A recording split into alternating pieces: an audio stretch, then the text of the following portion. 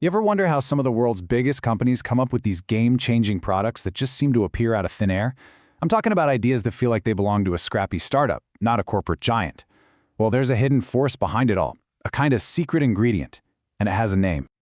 So let's start with a number, 1.5 billion. That's how many of us use Gmail. It's just part of life now, right? But what's crazy is that Gmail wasn't some grand plan from the top brass at Google. No, it actually started as a side project. Just tuck that little fact away for a second. And here's another one for you, 525 million. That's how many PlayStation consoles Sony has sold. Today, gaming is their single biggest cash cow. But back when it started, the executives at Sony wanted nothing to do with video games. Seriously. So how on earth did that happen? Okay, now look at this graph, a 54% jump in sales year over year for Vimeo. That's not just a good quarter, folks. That's a company completely reinventing itself, transforming from a struggling video site into a software powerhouse. So you've got Gmail, PlayStation, Vimeo. What do they all have in common? It all leads us to the big question, doesn't it? How did these massive, slow-moving corporations manage to create these revolutionary ideas that feel like they belong in a garage in Silicon Valley? Well, the answer isn't luck. It's about a very specific kind of person working in a very specific kind of environment. And here's the answer. It's the intrapreneur. No, that's not a typo for entrepreneur. It's something different, and honestly, it's the key that unlocks this entire mystery. These are the rebels, the innovators working from inside the machine. So what exactly is intrapreneurship?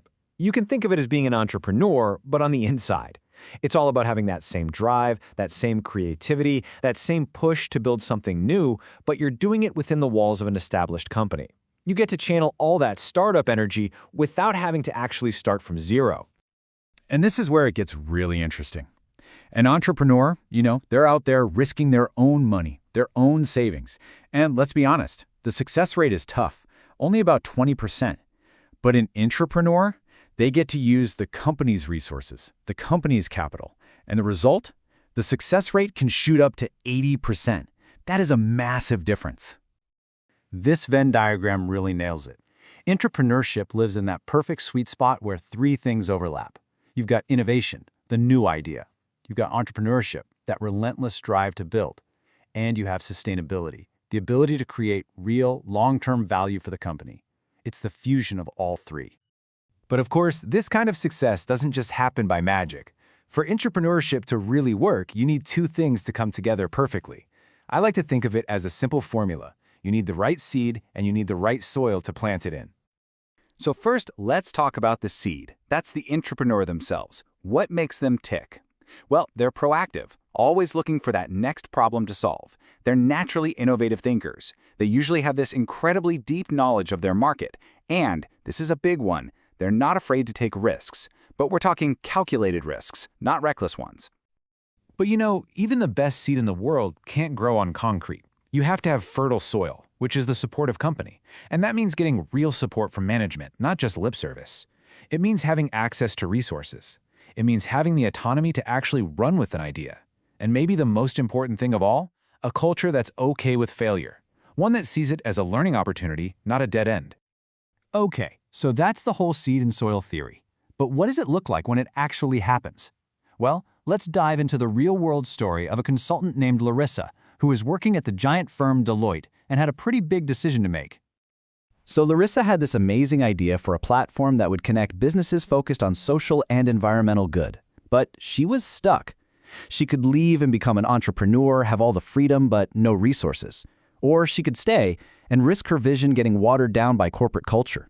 This quote just perfectly captures that tug of war she was feeling inside. Ultimately, she chose to be an intrapreneur. And as you can see, this wasn't an overnight success story. It took time. Back in 2017, she had to find a sponsor, get that crucial management support. Then, in 2018, she brought people together for a collaborative workshop to build out the idea. And finally, by 2019, she landed her first successful match, proving the whole concept could actually work. And the result? Her platform, called Match and Matters, was a hit. It didn't just fulfill her personal mission, it generated real business for Deloitte by connecting them to a whole new world of innovative startups. You see? She was the seed, and by finding that one key sponsor, she found the fertile soil she needed right there at Deloitte. Okay, so why should you care about any of this? Because this isn't just some fancy term for CEOs to throw around. Intrapreneurship is a mindset that can literally change the path of your entire career. Thinking like an intrapreneur is a powerful way to grow. Remember Anjali Sud from our Vimeo story?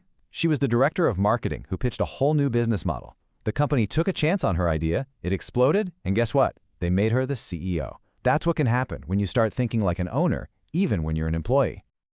So how can you start looking for these opportunities where you are right now? First, look for the sticky problems. You know, the challenges everyone complains about but nobody ever fixes. Second, go talk to your customers. Find out what they really need. Third, dig into the data. What are people searching for? And finally, get creative. How could your company's existing tools or tech be used in a completely new way? Think about it. Gmail started because one employee had some free time.